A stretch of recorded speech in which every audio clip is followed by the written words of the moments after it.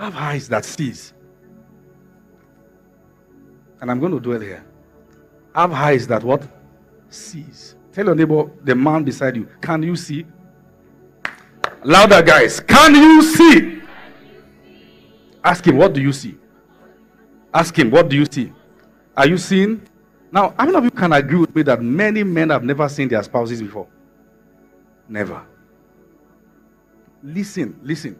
The Bible has shown us that the heart, the mind, has the capacity of being blinded. Sometimes Paul speaks to the Corinthians, says, some people of whom the God of this world has blinded their heart. Speaking to Ephesians, said that the eyes of your understanding may be enlightened. The eyes need to be enlightened. You need enlightenment. God asking Jeremiah, he said, what do you see? Jesus healed that guy. He said, go and wash your face in pool of Siloam. He washed it the first time. He said, I'm seeing men like trees. The reason why some men don't touch their spouse, don't relate to their spouse, don't kiss their spouse, don't hug their spouse, don't hold their spouse, is because they have never seen a spouse. The girl is actually more beautiful than every other person he's looking at. And when you marry a man who is not seeing you, he will cheat. You are not looking at what is right in front of you. Can you see? Because it looks like seeing the person's hands when you say I do. It is a very important thing. Can you see? Have you seen your wife of late?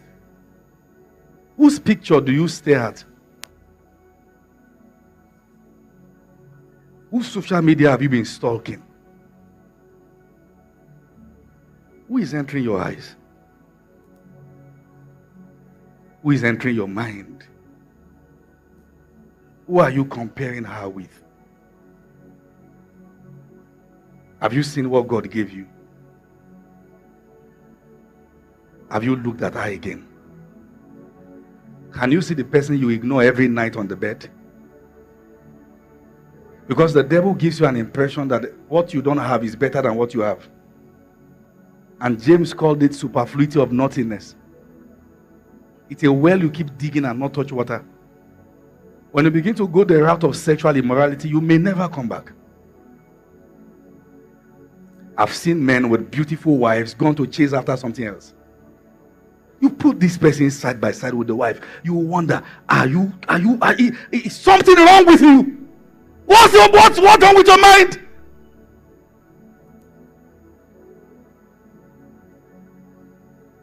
Are you aware when you are having strange chat with some strange girls and you delete it, you are exposing your home? Who are you confiding in as touching your sexual life in your marriage? Which girl? Because you may come to church and look like all is well. And someone is dying. Oh, you are back talking with your ex. How is she doing? She's telling you what she ate. And every time you post your wife picture, so you pick this one over me, right? And soon you are planning to meet up somewhere and have lunch. Nothing special, just lunch.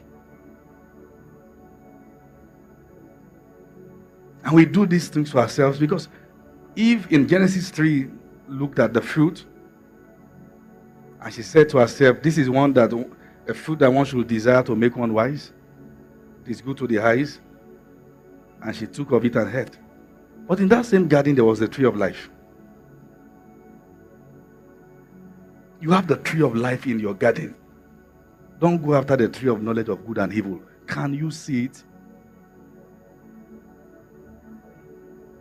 Are you still seeing her? You say she has changed since she gave birth. Who got her pregnant? Whose child did she give birth to? Your child.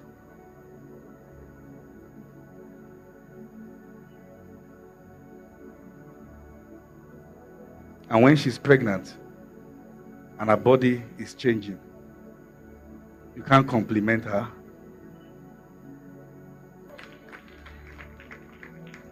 There's no better time to learn it than now.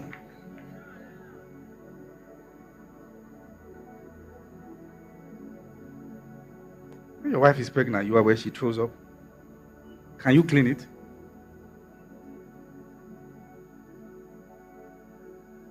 The day you were marrying that girl, her father held her hands. Please come. Okay, no, your husband is around. Don't worry, Her father held her hands. Your husband will be seeing you online now. I can't hand you to him. Your husband will call me and say, Apostle, what did you do? Don't worry, man of God. The father, please come like this. When a woman is getting married, the father of the girl holds the hand and walk her down the aisle. Please stand. Like you did that day. And there are ways this is done. The father sometimes hands the girl to the pastor, and the pastor hands the girl to the husband. Never to be handed again to another man. That's the reality. That's what you are doing when you are getting married. So, can you see what is being handed over to you? Or just when you get her, you move on and start looking for something else?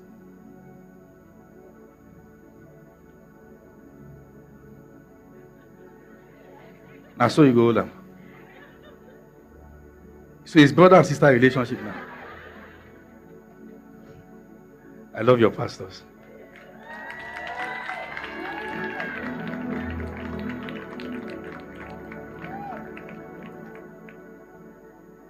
One of the things you must check in a man before you agree to marry him is to ask him, can you see me? This is what I look like. This is the size of my hips. This is the size of the breast. There's no assurance it's going to get bigger.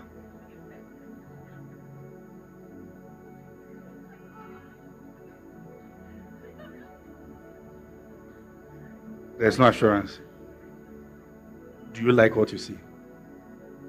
Or you are a scavenger who wants to pick more things? I am okay the way I am, just in case I am not your type. I am God's type. Somebody's prayer point. Somebody's blessing. And somebody's queen. There is no woman in this world who does not carry what it takes to make the most powerful man kneel to ask for a hand in marriage. It depends on the confidence with which you wear it. And never you dare think that any man is doing you a favor for marrying you. Nonsense. He's doing himself a favor. Something happened one time. A woman and her husband drove to a petrol station in their Jeep to buy fuel. And she saw her ex and told the guy, can you imagine? That's my ex. The guy laughed. I said, you better thank God you married me. But if not, you would have been the wife of a petrol attendant. And the woman said, no. If I had married him, he would be the one by this steering. That's a queen and more.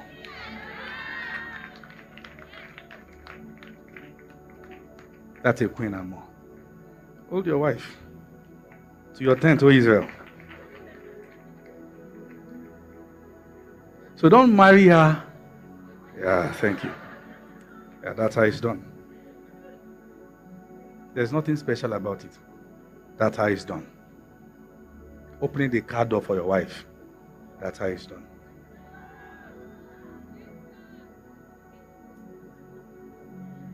You are not from Irabiji. You are a Zion boy. What is wrong with you? What is wrong with you?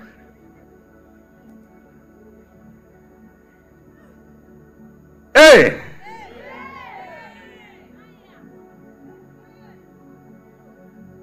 So check.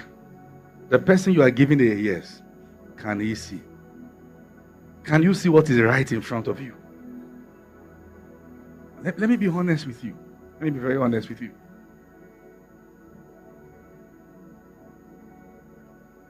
When I was going to marry my wife, I saw her.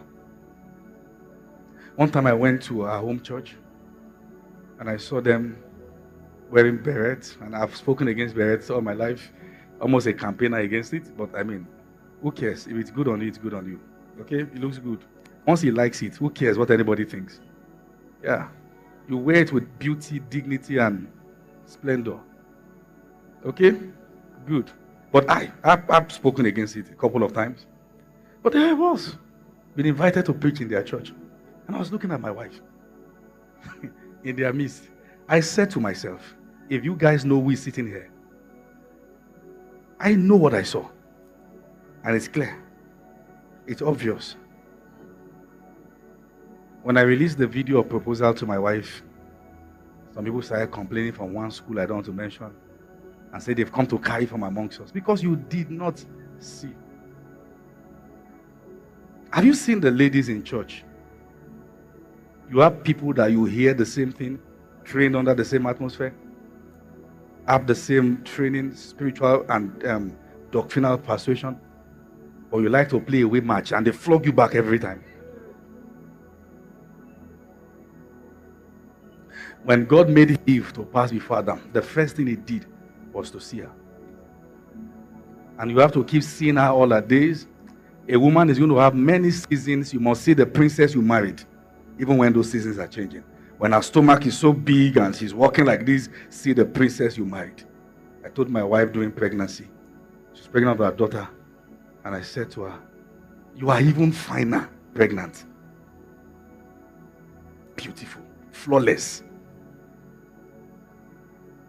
Have you seen my wife?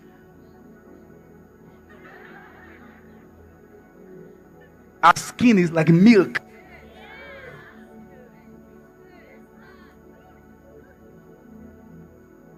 I see her. And when you see your spouse, you can see no one else. Because one thing about the law of focus is that when your eyes is open to one, it's blind to others. When you can see other things, it means you are blind to the one God gave you. Number 6, do what? Have eyes that sees.